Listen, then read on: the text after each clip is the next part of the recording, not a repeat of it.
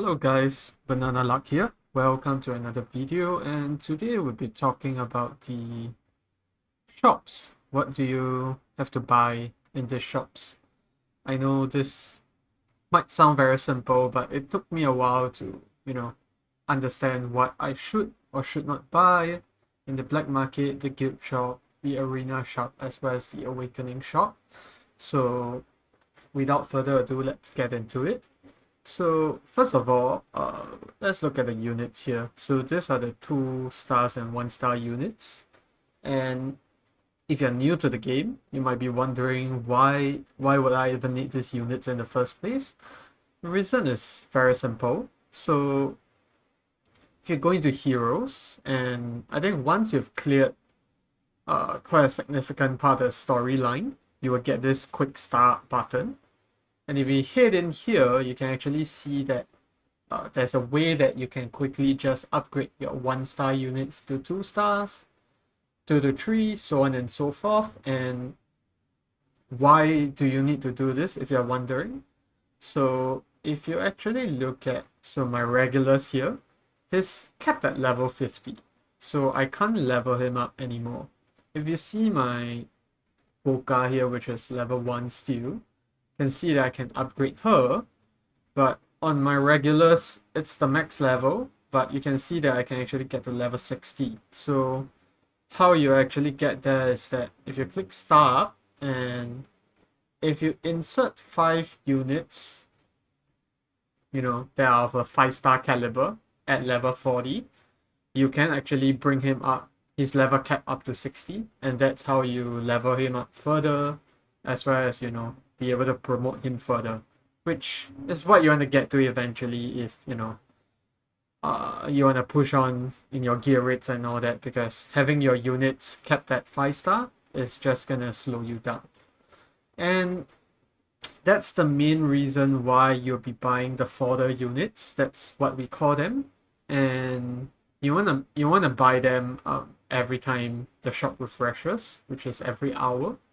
And you just need to be careful because sometimes there's a 3-star unit, Cuke, that archer that has the poison effect. He comes at a cost of 64 rubies, so you don't want to spend any rubies on that 3-star unit because that's just wasteful. And I'm not buying any more because you can see here that I've maxed out on my heroes, and the reason why I'm saving up is actually there's this hero training oracle trial that takes place every weekend, and I just prefer to level up my units every time during the weekends to maximize the value that I get out of it. So yeah, typically by Wednesday or Thursday I have my units more or less maxed out, but I try to level up the 1-star ones because that does not give much points or take up much EXP anyways, but more on that another time. So next up, there will be stamina potions. This typically costs 64 rubies, and I know if you're new to the game, as I was once, you would think why the hell would I want to spend 64 rubies on a stamina potion? I mean, stamina regenerates after a while, right? But once you get to the end game, you realize that you actually have to spend more time leveling up your units. You can see here that I still have regulars and nocturne who are still in 5-star, and the reason why I've not pushed them to 6-star is only because I don't have the resources to do so. It takes about 2 million EXP to actually upgrade your units fully to 6-star at level 60, if I'm not wrong. So it does take a while, and that's why stamina potions become important, because if you see over here, there's this EXP bonus, and you shouldn't be farming EXPs without this EXP bonus. And there's only a few ways that you can get this, which I will touch on later. So all in all, you should save up your stamina potions so that you only farm EXP when you have that 2-time bonus, and when you do so, you should use all the stamina potions that you have. And that's the reason why, it's okay to spend rubies on those. And you should also refresh your black market shop as you can see here. And over here, the other thing that I will pick up normally is the insignias. So I will pick up the blue ones, because if you go to the promotion rate, you can see that you don't actually farm the blue ones once you're at the later stages, and you still need that when you get new heroes.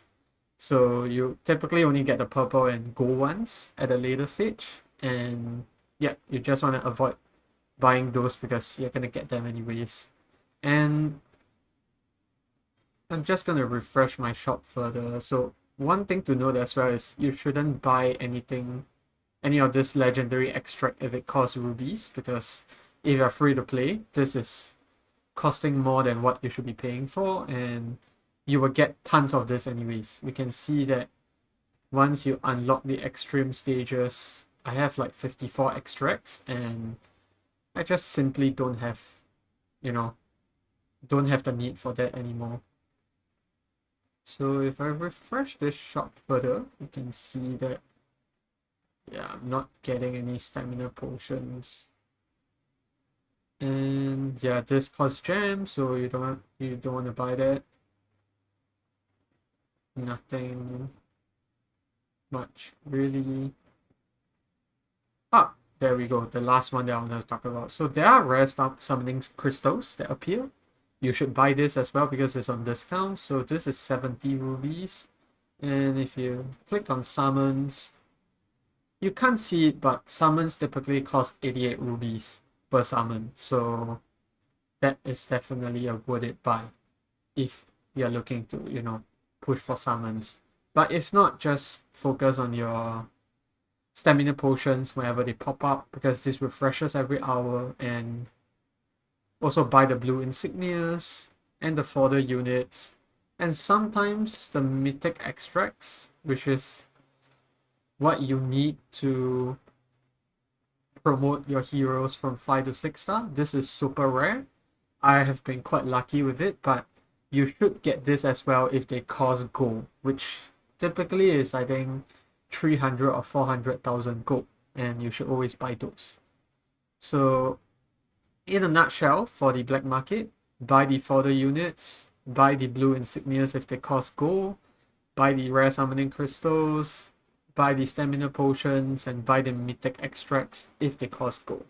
And I think beyond that, you shouldn't be touching anything else. And the gear wise, I know this is, I know some people have the better gears, but I'm still not seeing them. But either ways, you should not be buying them, and the reason is simple. It's because if I click on this, you can see that I bought that gear instantly, and I can only see the stats after that, which is not optimal because you don't want to spend money buying. This was 9,000 gold. If I sell it now, it's only 1.4 thousand, which is like a 84% loss in terms of efficiency. So should not touch this at all. So yep, that's it for the black market. On to the guild shop. Because the global servers just launched, there isn't actually much that you can buy. This refresh weekly, the rare summoning crystals, so always grab that. And the other thing that's worth mentioning here is the gold bonus.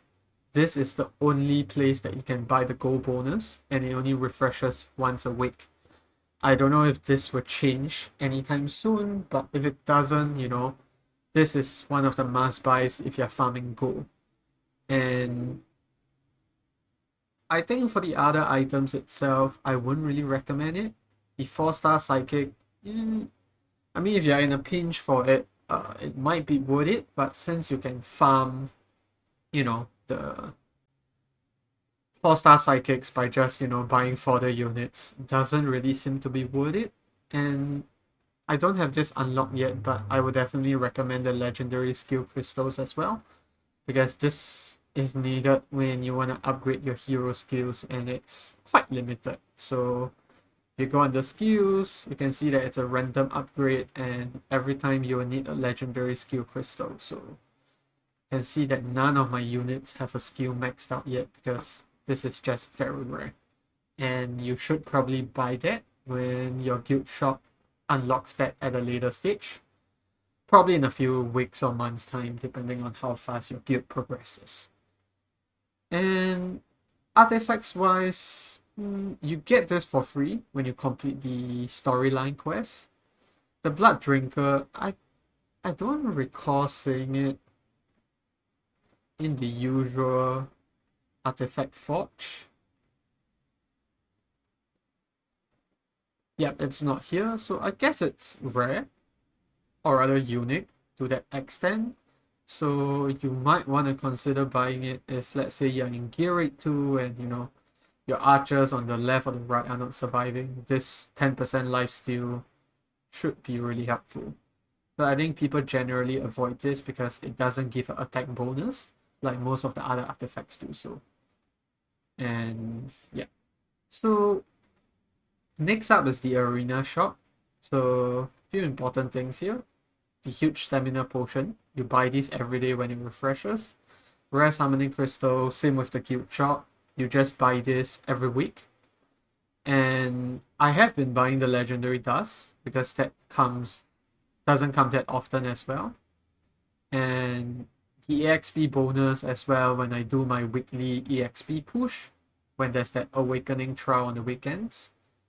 There's also people that buy the epic skill crystals, but I didn't find a need for that so far. And then there's this bunch of legendary crystals which I've mentioned time and time again you should get. The ancient summoning crystals, I do buy these as well. And then there's also the divine crystals which I buy, but this refreshes every month. So I think if you're buying all four of this and you're buying the stamina potions, the crystals, and the EXP bonus quite regularly, you should have spent all your coins, because every arena fight that you get, you only, either you win or lose, you only get 3 coins, and you get this bonuses 800 arena coins every week. So after you spend, that's provided you're in that overlord ranking. So if you're not, you know, even lesser. So all that said, once you've bought all 4 of these, you should have pretty much spent all your arena coins. And I think this is the full extent of what I recommend spending on. And lastly, the awakening shop, not much to mention here because the currency here is quite limited. Basically, when you're selling your units, you can see that typically you just sell your 3-star. You don't sell 2-star units because that's your fodder. So 3 stars, you sell them so they get rubies and can summon more. But if you want to get this epic or legendary awakening tokens, you have to sell your units like this. And I don't recommend doing this because the rewards there aren't that amazing anyways. And most of these units I think you'll need from time to time because the content changes and each unit has their own, you know, place to stay in that sense. So I don't recommend dismissing any of this unless you are at Awaken 5, but as you can see, after 1 month of playing, I still don't have any units that are at Awaken 5 yet. So same goes for the legendary crystals.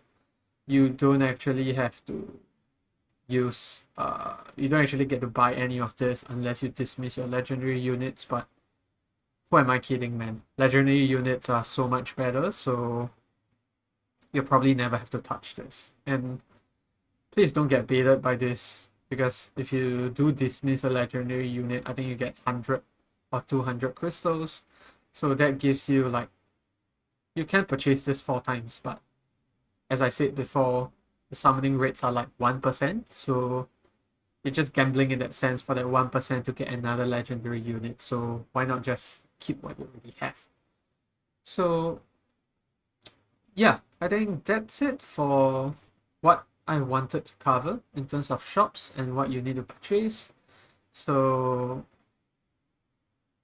if you have any other questions, please feel free to leave it in the comments, but I'll say that, when I first started out, I was very cautious about spending rubies on the rare summoning stones and the stamina potions, but after I've played for a while, I realized that stamina is quite important because you can only regenerate that much stamina per day. So it is extra important when you get your EXP bonuses and you want to max out the amount of EXP that you can farm each weekend. So yeah, and that's it for the video, guys, and I'll see you in the next one.